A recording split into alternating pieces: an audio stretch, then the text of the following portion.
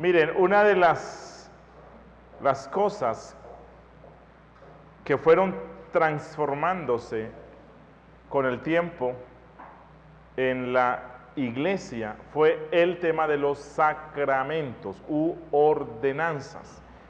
En el Nuevo Testamento solamente existían dos, que era el bautismo y la Santa Cena. Los dos eran símbolos que nos dio Dios para recordarnos lo que Cristo hizo en nosotros. A través del bautismo era como una forma gráfica de mostrar que nuestros pecados habían sido limpiados por Cristo, y a través de la Santa Cena la iglesia recordaba la muerte de Cristo y anunciaba su pronta venida. Con el transcurrir de los años, estos sacramentos tan sencillos de la fe cristiana se fueron tornando complejos y tomaron un significado que no era bíblico. Por ejemplo, la iglesia llegó a enseñar que el bautismo perdonaba todos los pecados. Que si una persona moría sin ser bautizada, entonces podía ir al limbus, ¿cierto? Limbus infantum, limbus patrum. Con el tiempo, la Santa Cena también tuvo una connotación distinta a lo que el Nuevo Testamento nos mostraba. En el Nuevo Testamento, la Santa Cena era un recordatorio de la muerte de Cristo. El pan y el vino eran considerados elementos gráficos que nos mostraban eso. Con el transcurrir del tiempo, la iglesia llegó a la convicción de que el pan y el vino se transformaban textualmente en el cuerpo y la sangre de Cristo, y que cuando los santos participaban de la Santa Cena, ellos recibían más gracia salvadora. Y ahora, en nuestro tiempo, en el siglo XXI, no tenemos nuevos sacramentos que oficialmente se les haya dado ese título, ¿verdad? Durante la Edad Media, la iglesia añadió 5 sacramentos más a los sacramentos que la Biblia contenía. Pero de un modo u otro modo, las iglesias cristianas hemos añadido especies de sacramentos a los 2 que están en la Biblia, aunque no se use esa designación. Voy a mencionar uno que creo que la mencioné aquí otra vez que yo vine, y es el tema de la presentación de los niños. Un cristiano tiene un niño y a los 8 días o a los 10 días viene aquí y espera que en el culto el pastor cumpla con un rito que se llama la presentación de los niños.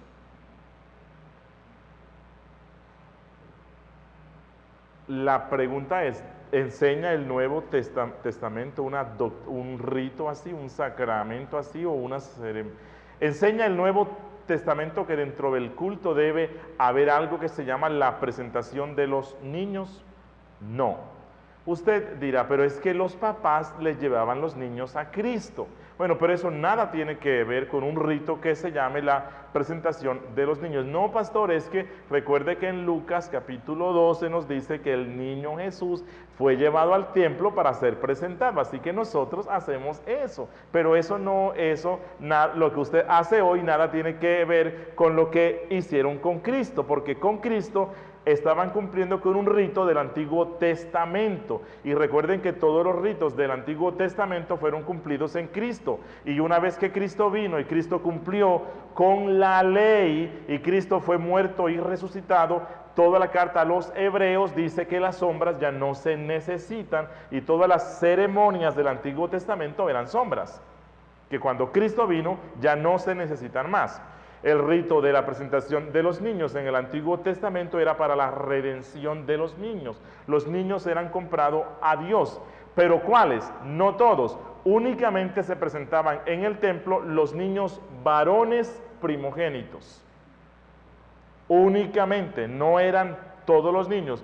Únicamente niños varones primogénitos. La ley decía, todo varón que abriere matriz de mujer o animal le pertenece a Dios. ¿Por qué? Bueno, es una historia larga y se las voy a resumir y les pido que vayan a la institución de la Pascua en Éxodo. Cuando ustedes van allí van a encontrar que cuando Dios instituyó la Pascua, Dios dijo, bueno, en la noche en la cual el ángel de la muerte pasó por Egipto y todos los primogénitos de animales y personas egipcios murieron, mas los primogénitos de personas y animales de mi pueblo no murieron, desde esa fecha todos los varones primogénitos de animales o personas de mi pueblo me pertenecen a mí. Así que lo que todo padre tenía que hacer cuando naciera su primer hijo y era varón, tenía que llevarlo al templo y dejárselo a Dios porque le pertenecía a Dios. Pero recuerden que Dios había dicho que en el templo únicamente iban a ministrar los miembros de ¿cuál tribu? Leví. ¿Qué hacían entonces los padres de niños primogénitos de otras, de Judá o de otras? Bueno, Dios estableció una forma de trueque o redención. Entonces, el papá de la tribu de Judá, cuya esposa daba a luz un primogénito varón, él tenía que ir al templo, presentar a su niño y comprárselo a Dios. Hacía un trueque, y el trueque es que Dios cambiaba a ese niño por un levita.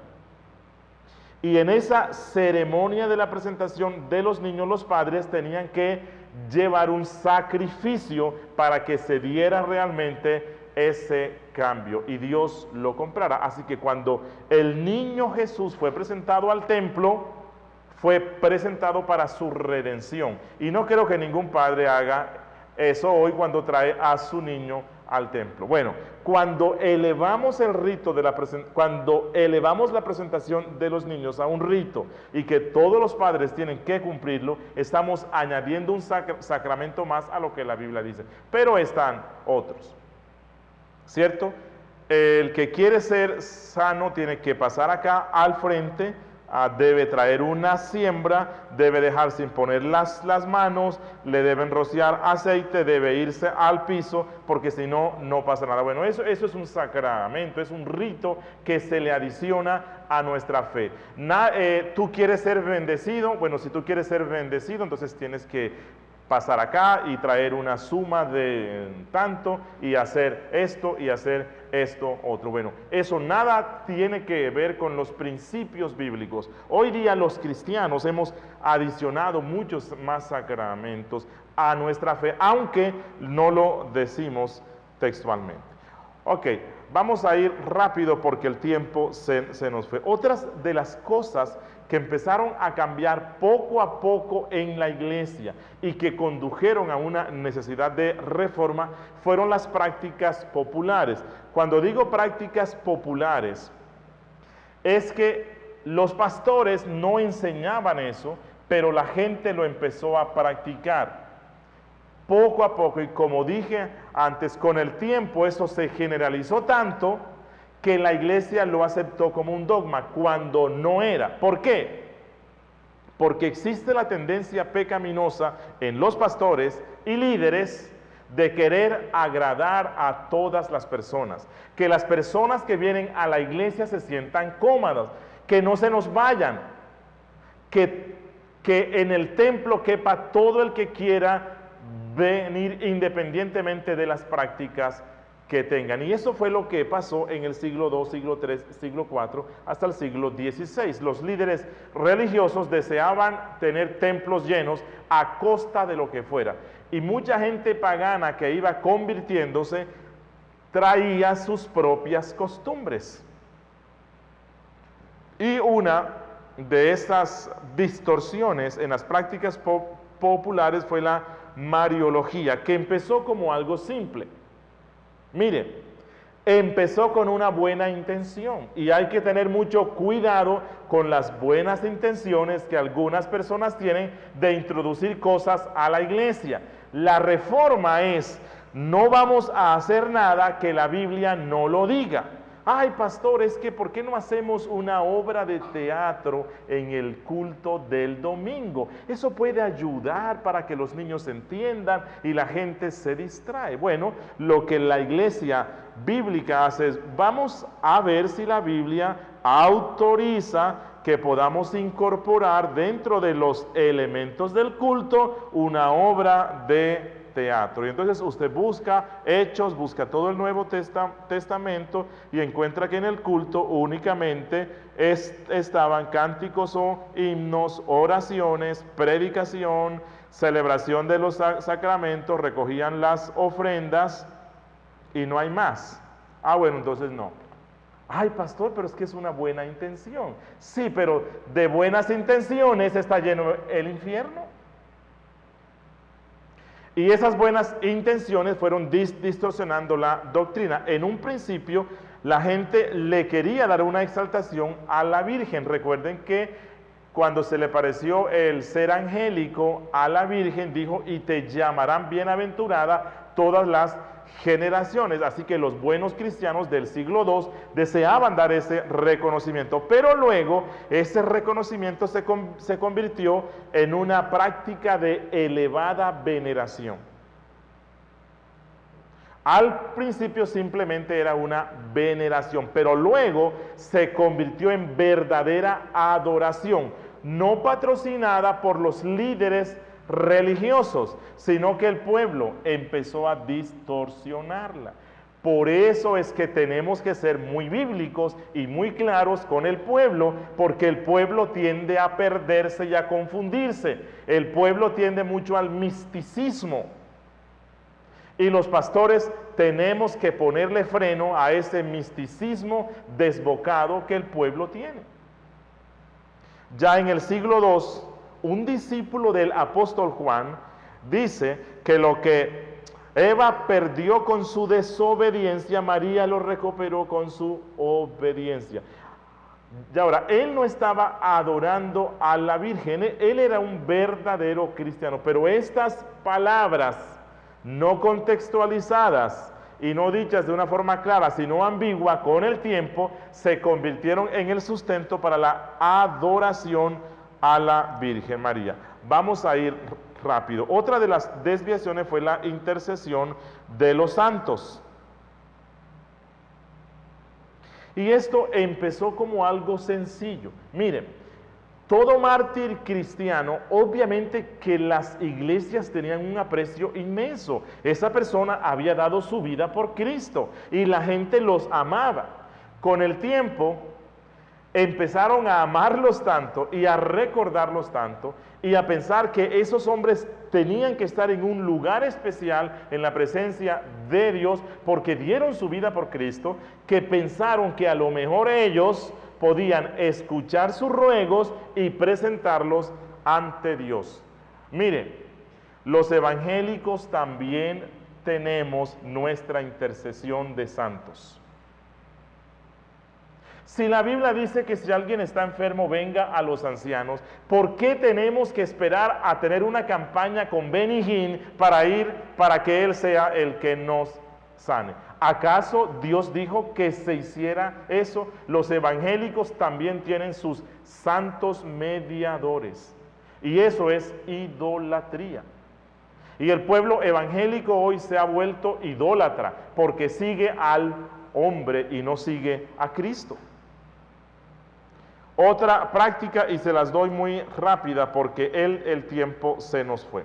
Ok, la intercesión de los santos, que luego se convirtió en la canonización de los santos. Oigan, no estamos tan lejos, ¿no? Hay un pastor muy conocido mundialmente que parte de su unción la recibió de la mediación de una muerta, de Kathryn Kuhlman. Fue a su tumba y estando en su tumba, él dice que recibió una poderosa unción. Eso no es mediación de los muertos. Los evangélicos también nos hemos desviado mucho de esa fe bíblica. Mire,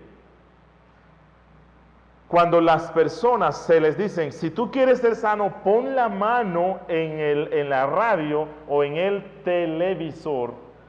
Mira, eso es casi hechicería. Y lo estamos practicando y pensamos que es bueno. ¿Dónde la Biblia dice que hay que hacer eso? En ninguna parte. Nos hemos vuelto místicos y animistas. Lo mismo que pasó en todo este siglo. Ok, vamos a pasar y ya voy a finalizar, y creo que esto es lo más importante a lo que voy, dentro de las distorsiones que el pueblo de Dios tuvo y que fueron la causa que explotaron para que la reforma del Espíritu Santo se diera en el siglo XVI. Recuerden que más que hacer un recuento histórico es comparar nuestra situación hoy día con lo que pasaba en ese tiempo y ver la necesidad que tenemos de una pronta reforma y a la misma vez hasta dónde nos hemos distanciado de la fe bíblica. Una de las prácticas eclesiásticas distorsionadas que más condujo a la práctica, a la necesidad de la reforma, fue el absolutismo papal. Absolutismo papal. Como ya les dije antes, en el siglo II y en el siglo III, los obispos empezaron a cobrar una importancia muy grande. Ya en el siglo II, Ireneo, si no estoy mal, es el que habla de la necesidad de besarle el anillo al obispo. Con el tiempo, el obispo de Roma fue cobrando más importancia que el resto. Recuerden que Roma era la capital del imperio y al ser la capital, todo lo que pasara allí iba a impactar al resto del mundo. Así que con el tiempo, el obispo de Roma llegó a tener una importancia muy grande. Bueno, era el obispo de la iglesia del imperio. Cuando hacían concilios, por lo general la balanza se inclinaba hacia la decisión que tomara el obispo de Roma y la gente le empezó a dar pleitesía. Y recuerden que los hombres, así seamos pastores, tenemos un corazón engañoso. Por lo tanto, si usted no quiere que el corazón de su pastor se corrompa, no le rinda tanta pleitesía. ¿Nos gusta? Claro que sí. ¿A qué pastor no le gusta que los miembros le rindan excesiva pleitesía? Pero no lo haga porque eso va a hacer la corrupción de su corazón. Si hay que tener respeto, es lo que la Biblia dice. Hebreos dice obedeced a vuestros pastores. Timoteo dice ténganlos en alta estima. Pero eso es una cosa. Y la excesiva pleitesía es otra cosa. Y en el siglo III, cuando el emperador Constantino deja a Roma y traslada el mando del imperio a Constantinopla, Roma necesitaba de un líder, y el único líder que estaba era el obispo. Así que cuando el emperador se va de Roma, el obispo de Roma es el que cobra mayor fuerza y autoridad. Ya en el siglo IV es cuando se nombra al primer papa. Pero a lo que voy es que una de las distorsiones más grandes que se dio en la iglesia cristiana fue la jerarquización y que en una persona se centrara el poder. Recuerden que uno de los elementos más corruptores del corazón humano es el poder absoluto. El poder absoluto tiene la capacidad de corromper absolutamente. Y esto fue lo que pasó en este tiempo. Ok. Con el tiempo, el poder de los papas creció tanto que el papa no solamente se quería encargar de los asuntos espirituales, sino de los asuntos civiles.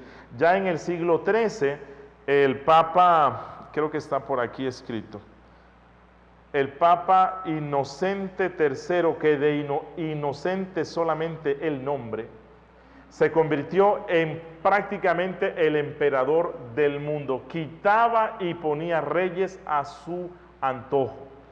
Si un rey no estaba de acuerdo y no le daba los impuestos que él necesitaba, él excomulgaba al rey. Y cuando el Papa excomulgaba al rey, cualquier vasallo tenía la autorización del Papa para matarlo. Y si lo mataba, le hacía un gran servicio a Dios. Así que los reyes, con el tiempo, terminaron doblegándose al Papa. Gracias a Dios que un rey, el rey Felipe IV de Francia, se atrevió a enfrentarse con el Papa y allí fue donde se dio una merma de ese poder.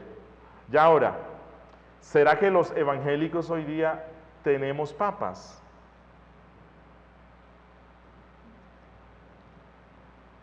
Bueno, hay pastores que se convierten en papas.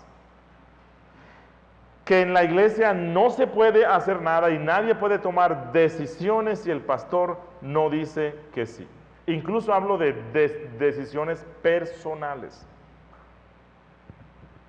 Hoy el poder de algunos líderes religiosos falsos es tan grande que se han hecho ricos a costa de la fe. Bueno, eso era lo que hacían los papas en la Edad Media. Pero algo que nos va a dar más luz sobre toda esta desviación que también se está dando hoy en el pueblo es la corrupción del clero y los abusos eclesiásticos. Miren,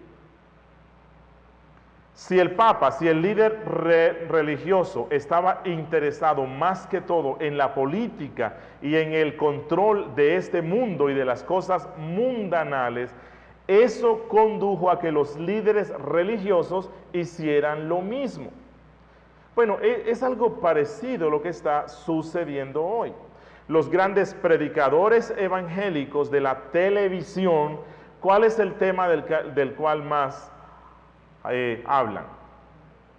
El dinero. Usted prende Enlace, que es un canal que enlaza a los que lo vean. ¿Y de qué es de lo que ellos hablan casi siempre? Dinero.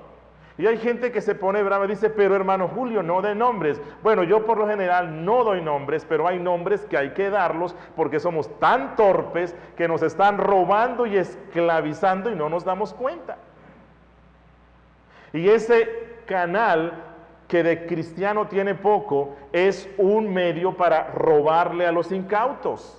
Y de lo que ellos están hablando siempre es de plata, y de que les den plata y de que siembren, y sus dueños cada vez son más ricos. Pero ¿qué está pasando con los pastores comunes y silvestres hoy día? Como ellos están viendo eso en aquellos que se supone que son líderes y que lo que les llama la atención es la plata, pues el tema de los pastores hoy día en los cultos es plata.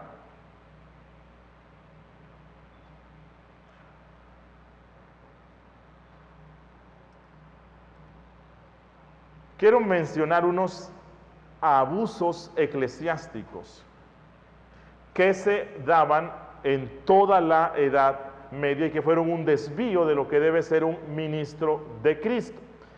La Biblia nos dice que los ministros de Cristo son humildes siervos de Dios que se niegan a sí mismos, que están dispuestos a dar su vida por sus ovejas. En la medida que la doctrina empieza a desviarse, también el sentido del ministro, del servicio, se pierde. Una de las causas que condujeron a la reforma fueron los abusos eclesiásticos en toda la Edad Media. Veamos si hoy día hay algo así parecido. Uno de los abusos más grandes eran las preservaciones. Y si se dan cuenta, todo esto está relacionado con plata. Siempre que la iglesia, que el evangelio se centra en plata, hay corrupción y desvío. Las preservaciones. Esto era que el total de las entradas que tuviera un obispo o abad en toda su diócesis, todo lo que entrara el primer año se lo tenían que dar al Papa. El Papa estaba interesado era en plata y más plata. Así que si, por ejemplo, iban a nombrar a Pedro como obispo de la diócesis tal, todo lo que entrara durante el primer año, absolutamente todo era para el Papa. Pero esto condujo a otro abuso y a otra astucia, que era las colaciones. Las colaciones era la práctica de cambiar los puestos de obispos y abad de manera constante a puestos que estuvieran vacantes. ¿Por qué razón? Porque al Papa no le servía que un obispo estuviera mucho tiempo en su diócesis. ¿Por qué? Porque todas las entradas del primer año eran para el Papa, pero luego las de los próximos años no. Así que al Papa le servía rotarlos constantemente, porque así cada primer año todas las donaciones eran para el Papa. Otra práctica que era un abuso era el nepotismo, la práctica de nombrar familiares para cargos eclesiásticos. Se habla de un papa que tenía en los mejores cargos a sus primos, hermanos, sobrinos. Y esta era una práctica durante toda la Edad Media. Otra eran las anatas, la práctica de reservar los mejores puestos eclesiásticos para uso del Papa. Es decir, si la diócesis de Medellín daba muchísima plata, esa no se la daba a ninguno. El Papa mismo se nombraba obispo de esta diócesis. Él no podía ir, pero él enviaba a sus emisarios, no a pastorear, los mandaba a recaudar todas las contribuciones de la diócesis y se las daban al Papa, porque esa era su diócesis. Vayan pensando hasta dónde eso es lo que vemos hoy en el mundo evangélico. Otro abuso eran las dispensaciones. Las dispensaciones es que si un joven de 18 años deseaba ser obispo, por las leyes canónicas no lo podía hacer.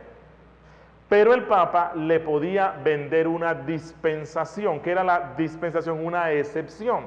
Así que usted compraba la excepción y podía ser Papa. Los reyes no se podían recasar, no se podían divorciar por la ley canónica, pero si un rey tenía suficiente plata y le pagaba suficiente al Papa, el Papa le daba una dispensación o excepción para que pecara. Otra es el nepotismo. Nepotismo era la práctica, no, ya esa la dije, las expectativas, la práctica de vender los mejores puestos eclesiásticos al mejor postor antes de que quedaran vacantes. Así que si el Papa observaba que el obispo de la diócesis tal ya estaba a punto de morir, antes de que muriera hacía una subasta y vendía ese cargo. Y al que le diera más, él se lo daba. Otra que es muy conocida es la simonía, que era la práctica de comprar y vender puestos eclesiásticos. Entre la simonía y los pactos no hay diferencia. ¿Qué fue lo que hizo Simón? Bueno, este término simonía viene de Simón el mago. ¿Qué fue lo que él quiso hacer? Cuando Pedro va a Samaria a confirmar la fe de los discípulos, dentro de los convertidos estaba Simón el mago, que fue bautizado, era miembro de la iglesia de Samaria. Cuando Simón el mago ve que el apóstol Pedro, al imponer las manos sobre los nuevos cristianos, recibían al Espíritu Santo y tenían la capacidad de hablar en lenguas, Simón el mago va donde Pedro y dice: Pedro, grandiosísimo apóstol, enviado del Dios del cielo. Bueno, esto yo se lo pongo, ¿verdad? Y él le decía: yo te voy a dar dinero, te voy a hacer una siembra económica, voy a hacer un pacto económico para que la unción que tú tienes me sea dada a mí. ¿Y cuál fue la respuesta del verdadero apóstol Pedro? Tu dinero perezca contigo, porque crees que el poder de Dios se compra con dinero. Los falsos apóstoles de hoy día, ¿qué es lo que le dicen a la gente? Sí, el poder de Dios se compra con plata. ¿Quieres ser sano? Compra la sanidad. ¿Quieres estar lleno del Espíritu Santo? Cómprala. ¿Cómo? Con la siembra, con los pactos.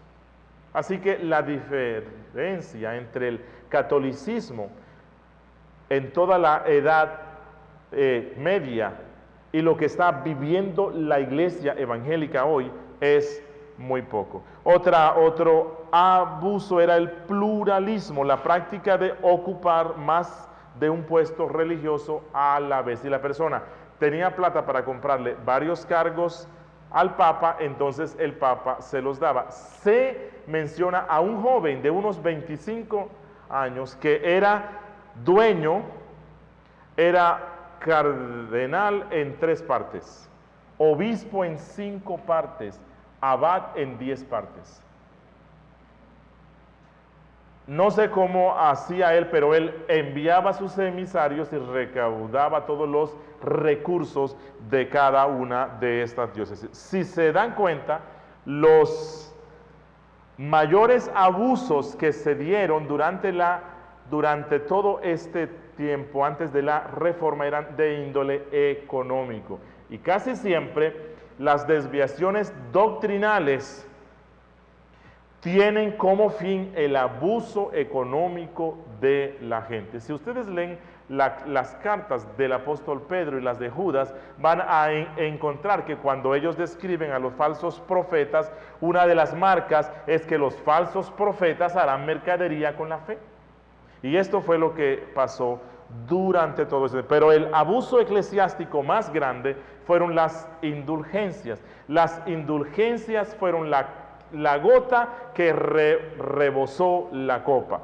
Y fueron la causa directa del gran avivamiento que conocemos como la Reforma Evangélica. Y se las voy a explicar brevemente porque ya son las 9. Las indulgencias. Las indulgencias surgen de toda una serie de desviaciones doctrinales. Recuerden que la Iglesia Católica, cuando amplía los sacramentos, dentro de los sacramentos añade el sacramento de la penitencia.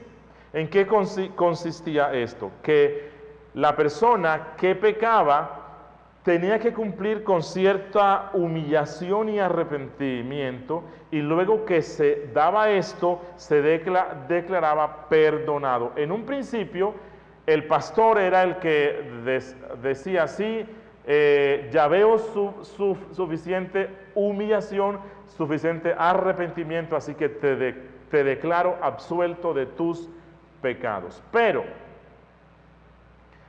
con el tiempo, a las personas que pecaban se les empezó a imponer una penitencia para que se diera supuestamente más el arrepentimiento. Así que si alguien iba donde el cura y le decía, cura, pecado, hice esto, el cura le imponía una penitencia. Pero luego resulta que el Papa necesitaba construir la Catedral de San Pedro en Roma. No tenían plata.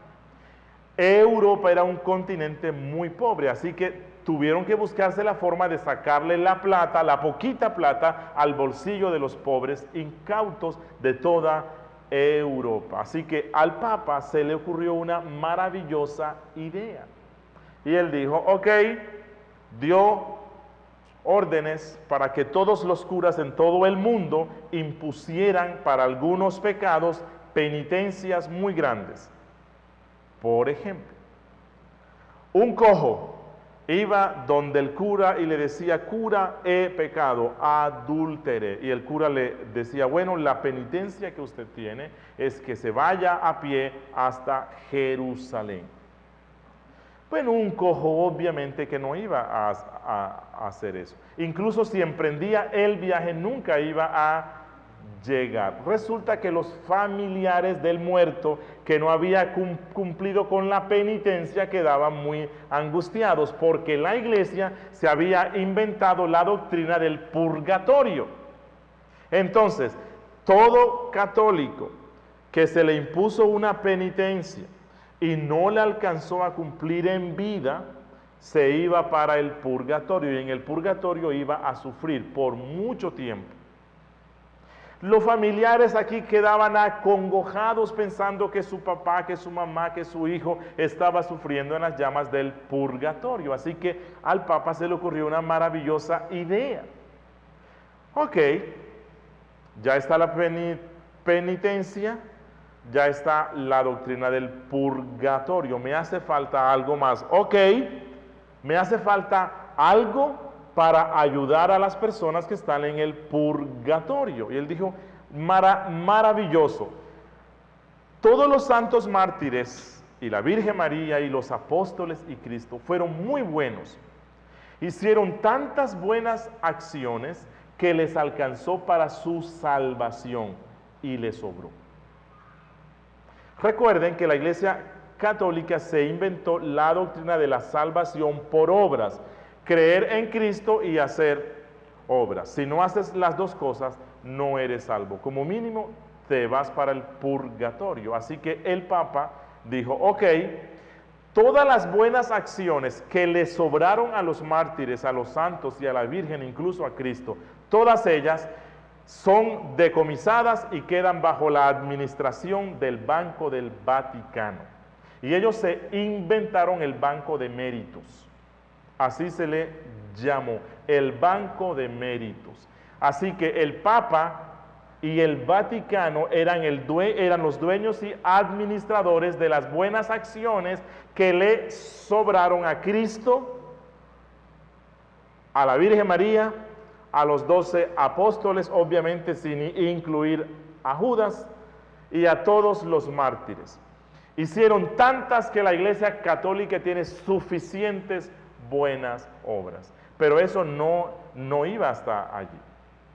Luego el Papa dice, ok, usted está sufriendo porque cree que su familiar está en el purgatorio, porque se le impuso una penitencia que no pudo cumplir. Te voy a dar la solución misericordiosa, porque yo soy un hombre misericordioso. Yo tengo aquí todas las buenas obras que le sobraron a los santos. Con unas cuantas que te dé, tu familiar saldrá del purgatorio. El que no alcanzó a cumplir su penitencia aquí, yo le voy a dar las buenas acciones que le hacían falta y él saltará inmediatamente al cielo.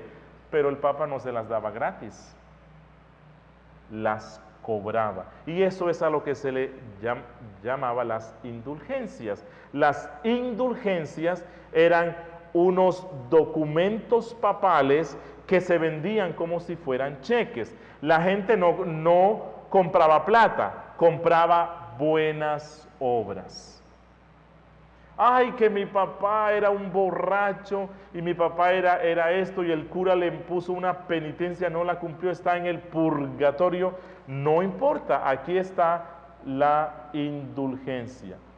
Me la compras de acuerdo a la necesidad que la persona tenga y de cuántas buenas acciones necesitaba. Yo te lo doy, tú me la compras. Inmediatamente que la moneda toca el fondo de la urna, el alma de tu familiar estará saltando del purgatorio al cielo. Y cuando estos hombres fueron a Alemania y Lutero, que era un cura, escuchó esto, su espíritu se exacerbó y eso fue el inicio de la reforma evangélica. Miren, hay una bendición oculta cuando la iglesia de Dios se desvía a tal punto que llega a horrores y a cosas escandalosas que ni uno se imaginaba. Y la bendición oculta es que muy pronto Dios va a enviar un verdadero avivamiento, porque su pueblo ha tocado el foso profundo de la oscuridad de la falsa doctrina. Les voy a dar un breve ejemplo de indulgencias. O ya hemos mencionado lo de los pactos, ¿no? ¿Eso no es indulgencia hoy? Sí. ¿Tú quieres una bendición? Pues yo te la vendo. Como dijo alguien, bueno, si la iglesia y el papa eran tan misericordiosos y tenían ese banco tan lleno, ¿por qué no se lo dieron a las pobres almas que estaban en el purgatorio sin necesidad de que dieran plata? Si la Biblia dice que lo que hemos recibido de gracia, lo damos de gracia. Si un hombre tiene la capacidad de orar por una persona y hacer que sea sano, pues la Biblia dice que si lo recibiste de gracia, dalo de gracia. No tienes que cobrarlo. Hay una esposa de un predicador de mucha fama internacional que ella dice que recibe iluminaciones del Espíritu Santo y llena del Espíritu Santo hace cuadros. Y esos cuadros que ella hace son unos cuadros que si tú los compras vas a tener una bendición enorme. Bueno, algo parecido a la mata de sábila, ¿cierto? Algo parecido a la estampa de la Virgen tal que la rezó el Papa tal. Y es muy conocida en el mundo evangélico. Y sus cuadros que pinta, ella no los vende a 1,000 pesos, ni a 100,000 pesos. Son cuadros muy costosos. Creo que le llama cuadros proféticos. Y hoy venden pañitos ungidos por el apóstol tal. Si lo compras, recibirás esa bendición. Aceite de oliva traído desde el monte de los olivos. Si tú compras eso, vas a ser altamente bendecido. Bueno, todo eso no es más que hechicería cristiana.